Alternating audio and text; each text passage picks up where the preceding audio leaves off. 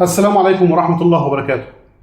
أكاذيب أكاذيب أكاذيب، فعلا إحنا عندنا مواقع وجرايد صفراء لا تقل أي شيء عن المواقع والجرايد اللي بتشتغل بس على فضائح الناس أو على الكذب. من امبارح قاعدة بتتداول أخبار محمد الشناوي حولوا له طبيب نفسي، محمد الشناوي هيحجزوا له في مستشفى خاصة، محمد الشناوي مش عارف حصل له إيه. يا جماعة اتقوا الله، اتقوا الله شوية، اتقوا ربنا. يعني طب لو احنا مثلا مش في ايام مفترجه وايام كريمه كنتوا ممكن تعملوا ايه؟ كنتوا تتهموه بعد كده في شرفه وعرضه. يا اخي حرام عليك، اي واحد زي كده يقول خبر كذب زي كده حرام عليه. اتقي ربنا، اتقي ربنا في كل كلمه بتخرج من بقك، وبوستات ومانشيتات واعلانات مكتوب على الفيديوهات محمد الشناوي بتحول لطبيب نفسي، محمد الشناوي هيعالجوه، كولر الاهلي عمل زي اي فريق محترم، جاب طبيب نفسي للفريق بعد كل مباراه لازم يقعد مع اللعيبه ويتكلم معاهم زي الفرق المحترمه ما بتعمل. ايه المشكله؟ ايه المشكله؟ الاهلي عمل عقوبات على كل الناس مش على محمد الشناوي، عمل عقوبات على اللعيبه، خصم من اللعيبه مبلغ معين وهددهم ان هم لو خرجوا من بطوله افريقيا هيتخصم 25% من عقد كل لاعب، وخصم شهر مارسيل كولر. يا جماعه حرام، يا جماعه مش كده. هو انت عشان انت تبقى توب او تطلع ترند تحط الاهلي في جمله مفيده؟ يعني اتقوا ربنا مش كده شويه. الزمالك، طب ما الزمالك اتهزم من انبي، حد طلع اتكلم؟ اتهزم 2-0 من انبي، حد طلع اتكلم على الزمالك؟ حد طلع اتكلم حصل ولا سوى ومش عارف ايه؟ طب ما رئيس نادي الزمالك محبوس، حد بيتكلم ولا قادر يتكلم؟ لكن الاهلي هي الماده الاعلاميه الكذب اللي انت لازم تبثها.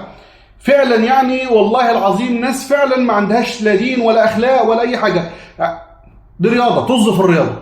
خلي عندك شرف المهنه، شرف المهنه اللي انت راجل بتمتهن مهنه معينه، خلي عندك شرف في القاء المعلومه للناس، اللي الواحد اللي بيسمعك، خلي عندك شرف امانه، خلي عندك امانه للمعلومه يا اخي. لكن طالع قاعد بكل لعيبه ومش عارف مين هرب ومين راح، والشناوي اتحول، وكولر بيفكر يخلع، ومحمود الخطيب بيجهز ورقه. ليه يعني؟ ايه المشكله؟ ما برشلونه اتهزم 8 من بايرن ميونخ، ما مان يونايتد اتهزم من ليفربول 7.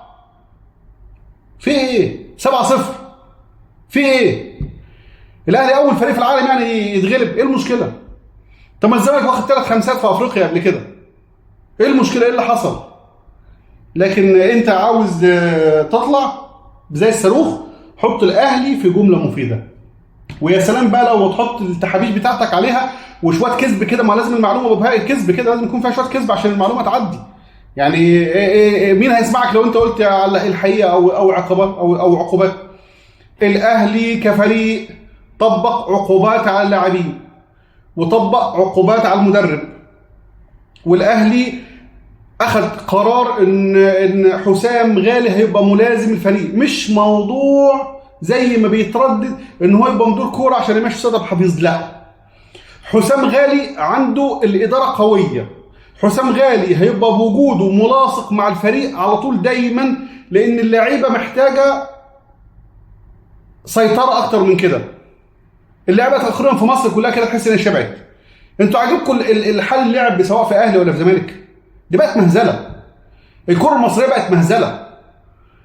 وفي الاخر انت طالع دلوقتي بتشكك وطالع هي ناقصه كده، هي المشرحه ناقصه قطه لما انت طالع تكذب كمان تاني. اتحاد كره فاشل، انديه مستهتره، لاعبين دون المستوى. امال الملايين دي كلها بتدفع ليه؟ ليه بتدفع في اللعيب؟ الاهلي بينهي تدريباته اليوم باذن الله، هيطير على الكاميرون بكره باذن الله الاربع. هو حب بس هياخد يوم واحد بس اللي هو الخميس في الكاميرون عشان يلاقي القطن الكاميروني باذن الله يوم الجمعه الساعه 6 مساء. كل التوفيق وكل الدعم مع النادي الاهلي، كل التوفيق وكل الدعم مع النادي الاهلي وفي ظهر النادي الاهلي، وكل الدعم والتوفيق والشكر لجمهور الاهلي العظيم، الجمهور الحقيقي الفاهم الواعي اللي ما بيتضللش. مش غلط انك تنتقد فريقك، لكن الغلط انك تضلل، والغلط انك تكذب، والغلط انك تقول حاجات ما حصلتش عشان بس ترندات وتعمل مشاهدات وتعمل فلوس. اتقوا ربنا، اتقوا ربنا في الناس، اتقوا ربنا في الناس. كل واحد عنده منصه اعلاميه، في ناس بتسمعه يتقى ربنا في نفسه، يتقي ربنا في اولاده، يتقي ربنا في الرزق اللي ربنا عمله لك من المنصه دي. كل سنه وانتم طيبين، اللهم بلغنا رمضان لا فاقدين ولا مفقودين يا رب العالمين. تحياتي، كل سنه وانتم طيبين. السلام عليكم ورحمه الله وبركاته.